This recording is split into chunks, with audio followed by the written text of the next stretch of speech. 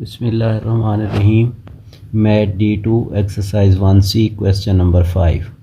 35 workers are employed to complete a construction project in 16 days. Before the project start, the boss of the company is told that he needs to complete the project in 14 days. Assuming that all the workers work at the same rate, how many workers does he need to employ in order to complete the project on time? अब ये question जो है inversely proportional का है। Inversely proportional में एक मिकदार के बढ़ने से दूसरी मिकदार कम होती है या एक मिकदार के कम होने से दूसरी मिकदार बढ़ती है। तो अब इसमें 35 वर्कर्स हैं, अगर वो सेम रेट पर काम करें तो 16 डेज़ में एक प्रोजेक्ट को मुकम्मल करते हैं। तो इसमें 35 वर्कर्स सेम रेट पर काम करेंगे तो वो 16 डेज़ में उसको कंप्लीट करेंगे। और अगर वर्कर्स हम ज़्यादा दिनों में कम दिनों में हम इसको कंप्लीट करना चाहते हैं तो हमें ज़्यादा वर्कर्स की ज़रूरत होगी। तो इसलिए ये इन्वर्सली प्रोपोर्शनल का क्वेश्चन होगा।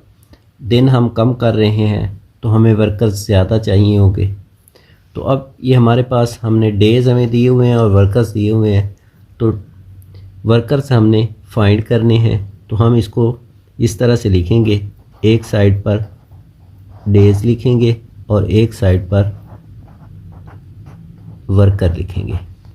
अब डेज़ जो हैं वो हमारे पास 16 हैं तो वर्कर हमारे पास 35 है। अब डेज़ 14 होंगे तो वर्कर जो हैं वो x होंगे, यानी कि वो हमने फाइंड करने हैं। तो अब ये इन्वर्सली प्रोपोर्शनल का क्वेश्चन इस हवाले से बनता है, ज़्यादा दिन है तो हमें वर्कर कम चाहिए, दिन कम है तो हमें वर्कर ज़्यादा चाहिए होगी।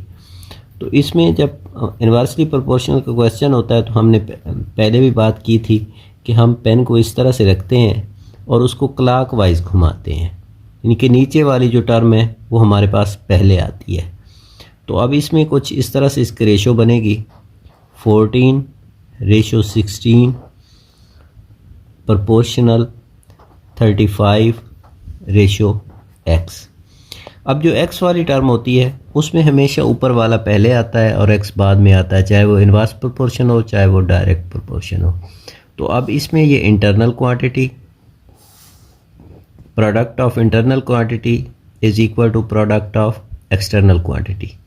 तो 14 into x is equal to 16 into 35। अब x जो है इधर मल्टीप्लाई हो रहा है, x के साथ 14 मल्टीप्लाई हो रहा है, दूसरी तरफ जाएगा तो डिवाइड हो जाएगा। तो x is equal to 16 into 35 over 14।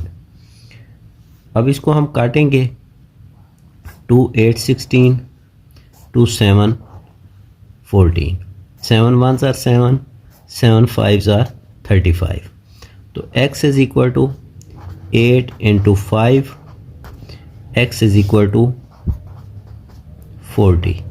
तो हमें 40 वर्कर्स जो हैं वो इस काम को वक्त पर मुकम्मल करने के लिए चाहिए होंगे 14 डेज़ में। तो यही हमारा आंसर होगा।